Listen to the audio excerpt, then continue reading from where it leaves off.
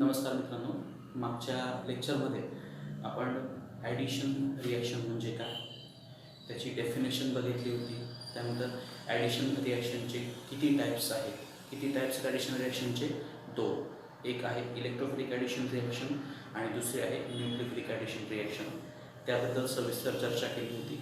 त्यानंतर आपण बघितलं होतं की nucleophilic addition reaction to C double bond C ही अनफेवरेबल रिॲक्शन का आहे आणि electrophilic addition reaction to C double bond C ही फेवरेबल रिॲक्शन का आहे, हे सगळं आपण मागच्या लेक्चरमध्ये बघितलेलं आहे. आज आपल्याला बघायचं आहे इलेक्ट्रोफिलिक ॲडिशनचं मेकॅनिझम. आपण बघणार आहोत mechanism of electrophilic addition reaction. हे जे इलेक्ट्रोफिलिक ॲडिशन रिॲक्शनचं मेकॅनिझम आहे त्याचं नाव आहे ADE2 मेकॅनिझम. ठीक आहे. आता हे ADE2 काय ते बघूया. या ठिकाणी AD म्हणजे काय तर ॲडिशन, E म्हणजे इलेक्ट्रोफिलिक आणि 2 म्हणजे काय तर बायोमॉलिक्युलर मेकॅनिझम. सो मित्रांनो, या ज्या इलेक्ट्रोफिलिक ॲडिशन रिॲक्शन होत आहे या कोणत्या मेकॅनिझम होणार आहेत मग ADE2 मेकॅनिझम. त्याचं फुल फॉर्म काय, AD for addition, E for electrophilic आणि 2 फॉर बायोमॉलिक्युलर मेकॅनिझम. ठीक आहे. आता हे मेकॅनिझमसाठी आपण एक जनरल रिॲक्शन बघूया. ही जनरल रिॲक्शन आहे सबस्ट्रेट काय घेतला आपण सी डबल बॉन्ड सी म्हणजे काय अल्किन. याच्यावर आपण आता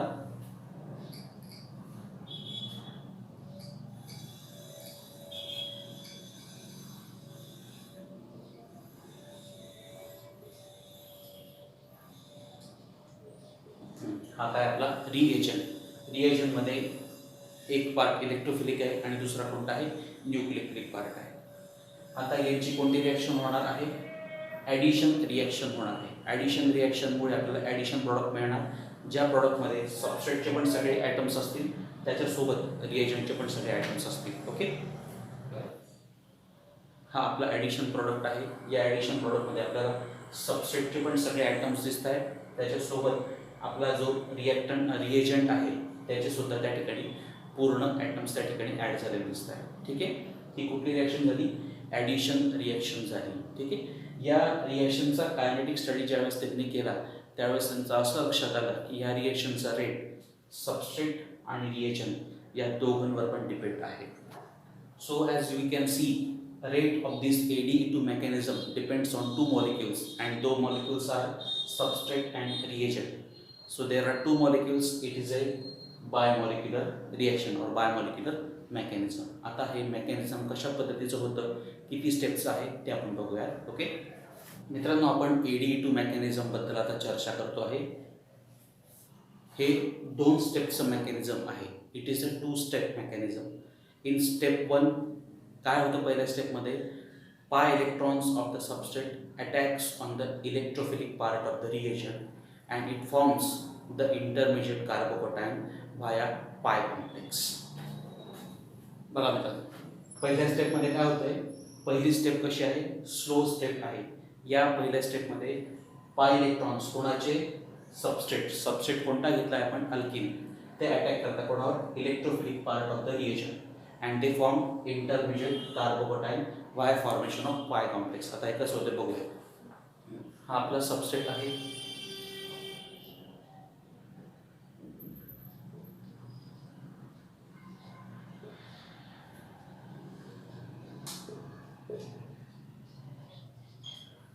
काय होतं या स्टेपमध्ये, हे जे पाय इलेक्ट्रॉन्स आहेत हे पाय इलेक्ट्रॉन्स कोणावर अटॅक करतायत, इलेक्ट्रोफिलिक पार्ट, काय म्हटलं आपण electrophilic part of the reagent. ठीक आहे. आता काय होणार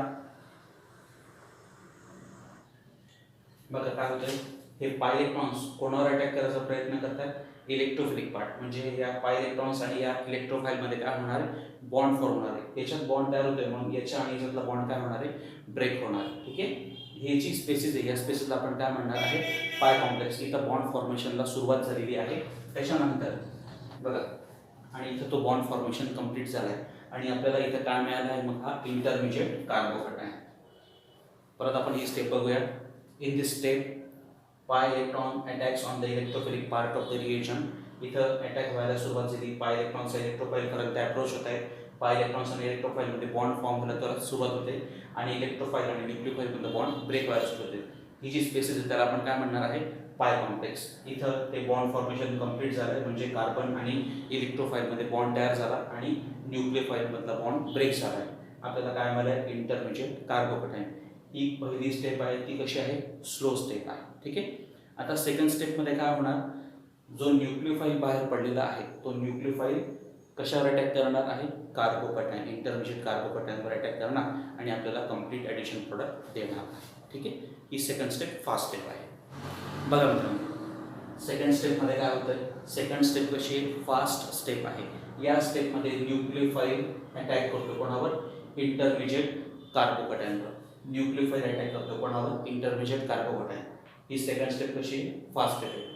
न्यूक्लियोफाईल आणि या कार्बोकॅटायनच्या या कार्बनमध्ये काय झालं आहे, बॉन्ड फॉर्म झाला आहे. आपल्याला काय मिळालं, ॲडिशन प्रोडक्ट मिळालं. ओके.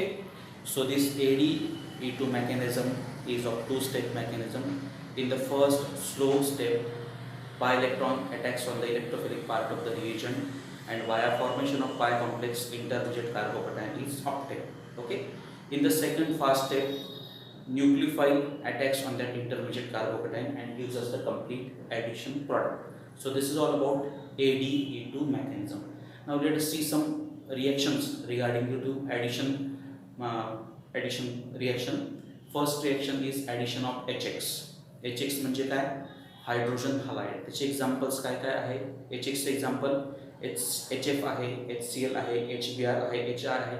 या सगळ्यांचे ॲडिशन रिॲक्शन करणार आपण कोणावर, तर C double bond C. Okay मित्रांनो, ॲडिशन ऑफ HX ही एक कॉमन इलेक्ट्रोफिलिक ॲडिशन रिॲक्शन आहे ज्याच्यामध्ये HX हा C डबल बॉन्ड Cच्या अक्रॉस ॲड होतो आणि आपल्याला अल्किल हलाइड प्रॉडक्ट मिळत असतो.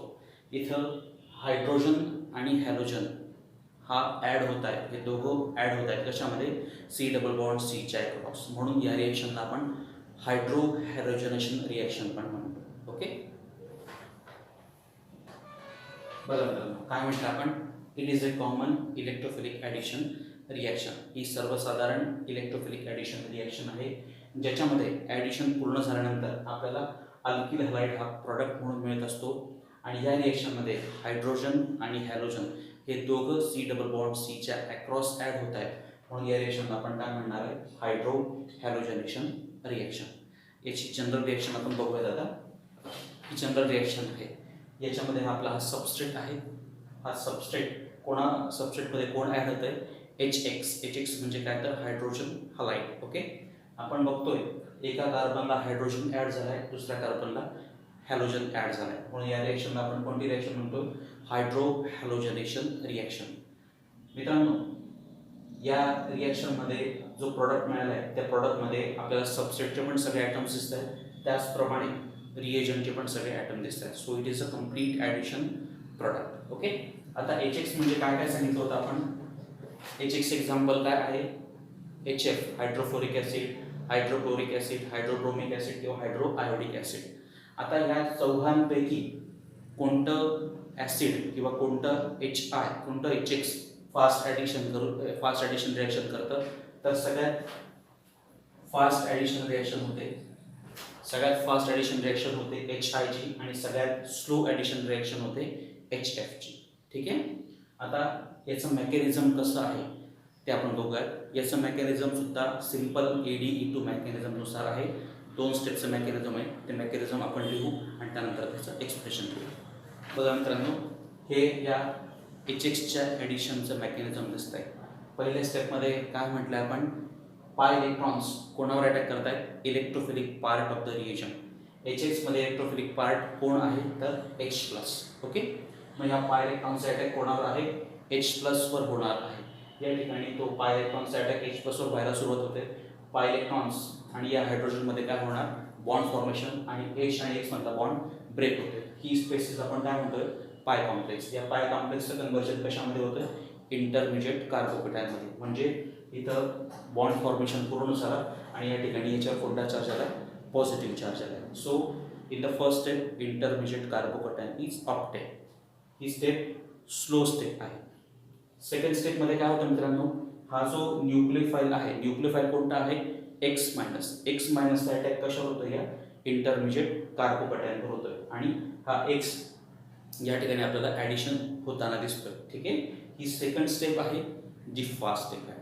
So this is the mechanism of addition of HX across C double bond C. याचे काही एक्झाम्पल आपण बघूयात आता. मित्रांनो, हा आपला स्टार्टिंग कंपाऊंड आहे. या कंपाऊंडचं नाव आहे सिस 2 ब्युटीन. याला सिस का म्हणतोय? कारण की सिमिलर ग्रुप डबल बॉन्डच्या सेम साईडला आहे. मित्रांनो, हा जो अल्किन आहे हा अल्किन सिमेट्रिक अल्किन आहे की असिमेट्रिक अल्किन आहे? तर हा सिमेट्रिक अल्किन आहे. बघा, कार्बनला हायड्रोजन मिथिल, या कार्बनला पण हायड्रोजन आणि मिथिल, त्यामुळे हा आहे आपला सिमेट्रिकल अल्किन.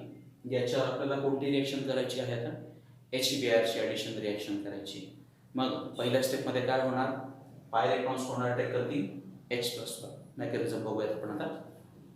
बघा, हे एक्झाम्पल आहे. cis 2 butene reacts with HBr. पहिल्या स्टेपमध्ये काय होतं? हे जे पाय इलेक्ट्रॉन्स आहे, पाय इलेक्ट्रॉन्स कशावर अटॅक करणार आहे? Electrophilic part of HBr, that is they are going to attack on H+. Okay, या ठिकाणी अटॅक व्हायला सुरुवात झाली. पाय इलेक्ट्रॉन्स या H+ पर्यंत पोहोचत आहे. पाय इलेक्ट्रॉन्स आणि या हायड्रोजनमध्ये बॉन्ड फॉर्मेशन होणार आणि याच्यातला बॉन्ड काय होणार आहे? ब्रेक होणार. इथे आपल्याला इंटरमिजिएट कार्बोकॅटायन मिळाला आहे. आपल्याला इथे दिसतंय की कार्बन आणि हायड्रोजनमध्ये काय झाला? बॉन्ड फॉर्म झाला आहे. ठीक आहे, आणि इथं या कार्बनवर कोणता चार्ज झाला आहे? पॉझिटिव्ह चार्ज झाला आहे. काय मिळालं आपल्याला? Intermediate carbocation. या इंटरमिजिएट कार्बोकॅटायनवर नंतर जो न्यूक्लियोफिलिक पार्ट आहे, न्यूक्लियोफिलिक पार्ट कोणत्या रिएजंटचा? Br-. हा Br- कार्बोकॅटायनवर अटॅक करतो. ही सेकंड फास्ट स्टेप आहे आणि आपल्याला या ठिकाणी तो Brचं ॲडिशन झालेला दिसत आहे. ठीक आहे, मग ओव्हरऑल रिएक्शनमध्ये काय होतं आहे? सिस 2 ब्युटीनचं कन्व्हर्जन कशामध्ये येतं? या ॲडिशन प्रॉडक्टमध्ये होत आहे. ठीक आहे, ही झाली पहिले एक्झाम्पल. कशाचं? Addition of HBr to alkene. Okay, सांगण्यामागचा उद्देश काय या ठिकाणी? हे जे अल्किन आहे हे अल्किन कसं होतं? सिमेट्रिकल अल्किन होतं. बघूया का मला? मित्रांनो, हे अल्किन कसं आहे? सिमेट्रिकल अल्किन आहे. पहिल्या स्टेपमध्ये काय होतं? हा हायड्रोजन कुठे लागतोय? तर समजा या कार्बनला लागला तर आपल्याला काय, या कार्बनला लागला किंवा या कार्बनला लागला तरी आपल्याला एकच इंटरमिजिएट कार्बोकॅटायन मिळणार आहे. त्यामुळे या ठिकाणी ओरिएंटेशनचा इफेक्ट दिसून येते. पण ज्यावेळेस अनसिमेट्रिकल अल्किन असतं त्यावेळेस ओरिएंटेशन इफेक्ट आपल्याला दिसून येतो. ओरिएंटेशन इफेक्ट कसा आहे ते आपण बघूयात आता.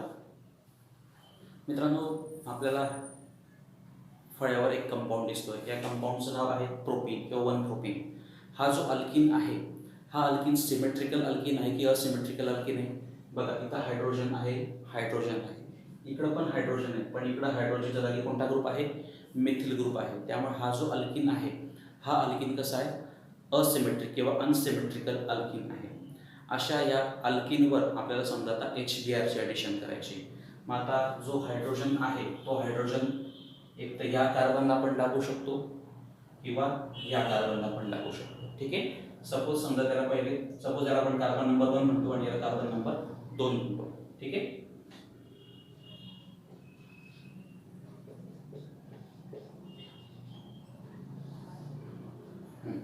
पहिल्या स्लो स्टेपमध्ये पाय इलेक्ट्रॉनचा अटॅक कशावर होणार आहे?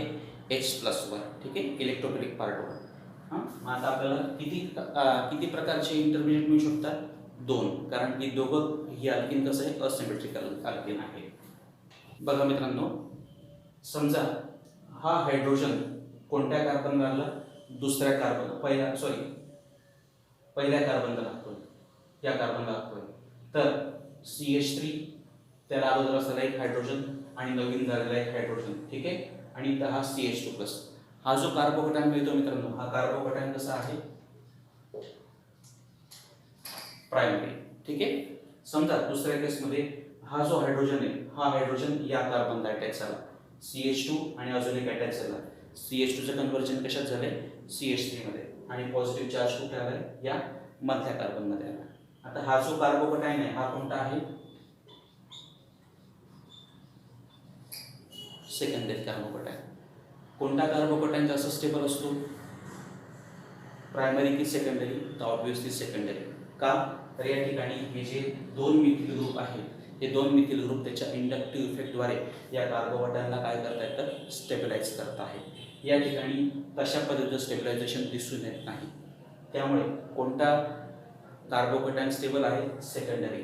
मग जो कार्बोकॅटायन स्टेबल असतो तो आणि तोच त्या ठिकाणी तयार असतो, म्हणून हा तयार होणार नाही, तर कोणता तयार होणार आहे, हा सेकंडरी कार्बोकॅटायन तयार होईल। ठीक आहे, बघा मित्रांनो, आपण आत्ता म्हटल्याप्रमाणे हा सेकंडरी कार्बोकॅटायन तयार झालेला आहे पहिल्या स्लो स्टेपमध्ये, आणि सेकंड स्टेपमध्ये Br- अटॅक कशावर होतो, या इंटरमिजिएट कार्बोकॅटायनवर मिळतोय आणि आपल्याला ॲडिशन प्रोडक्ट मिळतो। ॲडिशन कशी झाली, H आणि Br झाली, याला म्हणतात ओरिएंटेशन इफेक्ट। ओरिएंटेशन इफेक्टमध्ये काय लक्षात आपल्याला आलं, ज्यावेळेस अनसिमेट्रिकल अल्किन असतो त्यावेळेस इलेक्ट्रोफिलिक पार्ट ॲड होऊन आपल्याला स्टेबल कार्बोकॅटायन मिळत असतो,